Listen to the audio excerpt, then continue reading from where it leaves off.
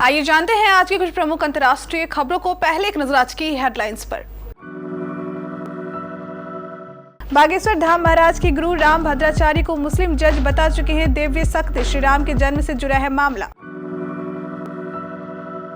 PM cares fund सरकारी नहीं, Delhi high court में केंद्र का हलफनामा। इंडिपेंडेंट पब्लिक चैरिटेबल ट्रस्ट संविधान के दायरे में नहीं आता। 81 साल के आसाराम को रेप केस में उम्र कैद। सूरत की शिष्या से आश्रम में किया था दुष्कर्म।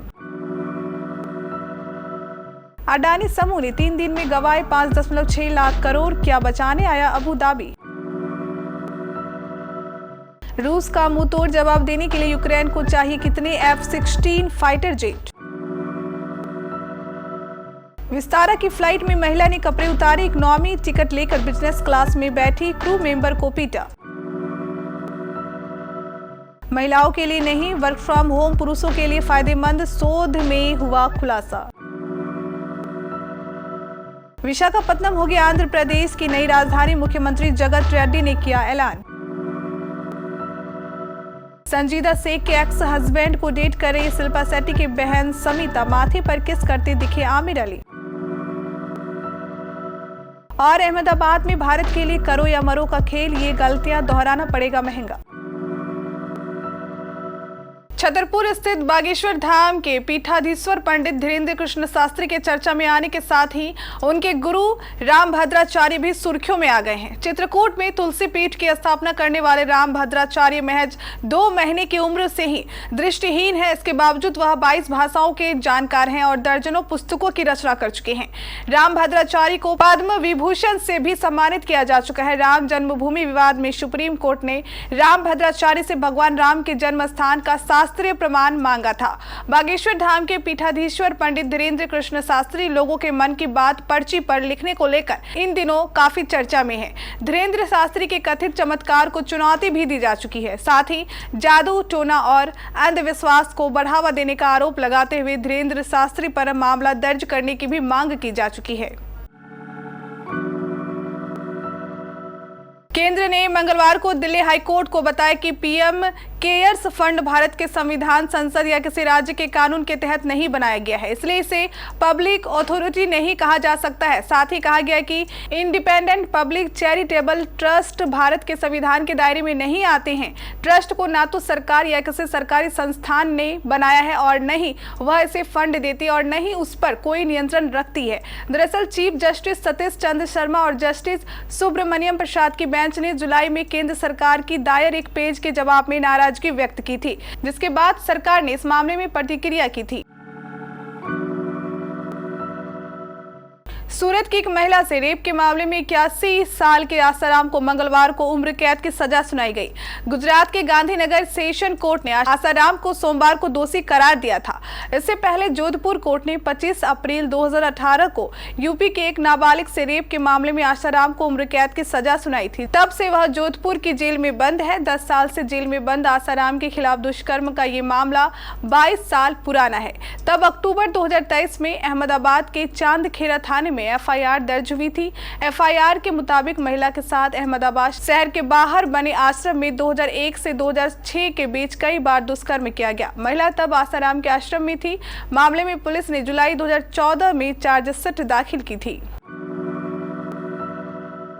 अडानी समूह के हिंडनबर्ग रिपोर्ट सामने आने के बाद से अब तक कुल 5.6 लाख करोड़ रुपए का नुकसान हुआ है। एक मीडिया रिपोर्ट के मुताबिक पिछले 3 बिजनेसमैन डेज यानी 25, 27 और 30 जनवरी को हुई ट्रेडिंग में अडानी समूह की बाजार पूंजी में 29% की गिरावट दर्ज की गई है। इसकी कीमत भारतीय मुद्रा में लगभग 5.6 लाख करोड़ रुपए बताई जा रही है। अडानी समूह ने रविवार की शाम अमेरिकी फॉरेंसिक फाइनेंशियल कंपनी हिंडनबर्ग की रिपोर्ट पर अपना 413 पन्नों का लंबा जवाब दिया था। दक्षिण पूर्वी यूक्रेन पर रूस ने एक घातक हमला बोला है। बड़ी संख्या में रूसी सैनिकों ने कोयले के खदानों के लिए प्रसिद्ध वलेदार इलाके पर कब्जा जमाया। पिछले साल के मध्य से अब तक यह रूस की सबसे बड़ी जीत बताई जा रही है। इस बीच खबरें आ रही थी कि यूक्रेन को अमेरिका F-16 फाइटर जेट्स देगा। सवाल यह है कि यूक्रेन को अपने आसमान को सुरक्षित रखने के लिए कितने फाइटर जेट्स की जरूरत पड़ेगी। यूक्रेनियन डिफेंस एक्सप्रेस के मुताबिक यूक्रेन को अगर अपने आसमान को सुरक्षित रखने रखना है तो कम से कम उसे 180 F-16 फाइटर जेट्स की जरूरत होगी। विस्तारा की फ्लाइट में एक महिला पैसेंजर ने नशे में क्रू मेंबर के साथ मारपीट की। इतना ही नहीं, उसने अपने कपड़े भी उतार दिए। फाइटर इटली से मुंबई आ रही थी। मुंबई में फ्लाइट लैंड होते ही क्रू मेंबर की शिकायत पर आरोपी महिला को अरेस्ट कर लिया गया। पुलिस अधिकारी ने कहा कि यह घटना सोमवार की है। महिला इटली की रहने वाली है। उसका नाम पाओला पेरुसियो है। 25,000 रुपए का जुर्माना लगाने के बाद महिला को जमानत दे दी गई है। हालांकि मामले में अभी भी जांच की जा रही है। कोरोना महामारी ने लोगों की जॉब को घर के अंदर सीमित कर दिया है। लोग अभी भी वर्क फ्रॉम होम कर रहे हैं। शुरू में तो लोगों ने सोचा कि घर में जॉब कोई कैसे कर सकता है, लेकिन धीरे धीरे लोगों ने परिस्थितियों के हिसाब से खुद को ढाल लिया। वर्क फ्रॉम होम महिलाओं के लिए ज्यादा तनावपूर्ण माना गया, क्योंकि उन्हें शांति से काम करने का स्पेस कम ही मिलता है और अगर पूरी फैमिली साथ है तो यह बड़ी मुसीबत हो जाती है। लेकिन पुरुषों का क्या उनके लिए भी यह तनावपूर्ण है?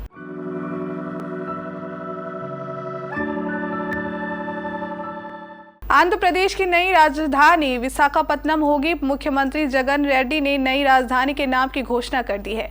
आंध्र प्रदेश के मुख्यमंत्री वाईएस जगन मोहन रेड्डी ने इस बारे में जानकारी देते हुए बताया कि राज्य की राजधानी को विशाखापत्तनम स्थानांतरित किया जाएगा। मुख्यमंत्री रेड्डी ने कहा कि वह अपना कार्यालय विशाखापत्तनम में स्थानांतरित करेंगे। 23 अप्रैल 2015 को आंध्र प्रदेश सरकार ने अमरावती को अपनी राजधानी घोषित किया था। फिर 2020 में राज्य ने 3 राजधानी शहर बनाने की योजना बनाई, जिनमें अमरावती, विशाखापत्तनम और कुर्नूल शामिल थे।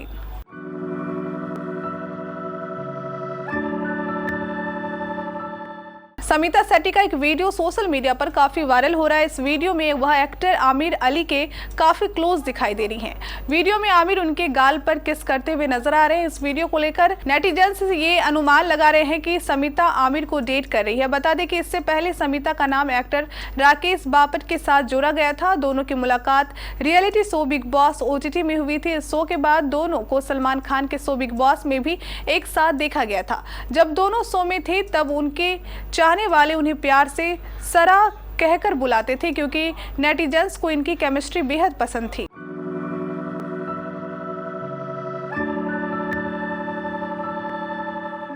भारतीय टीम और न्यूजीलैंड के बीच जारी T20 सीरीज में करो या मरो का मुकाबला खेलना है। यह 3 मैचों की सीरीज 1-1 की बराबरी पर है। इसका निर्णायक और आखिरी मुकाबला 1 फरवरी को अहमदाबाद के नरेंद्र मोदी स्टेडियम में खेला जाएगा।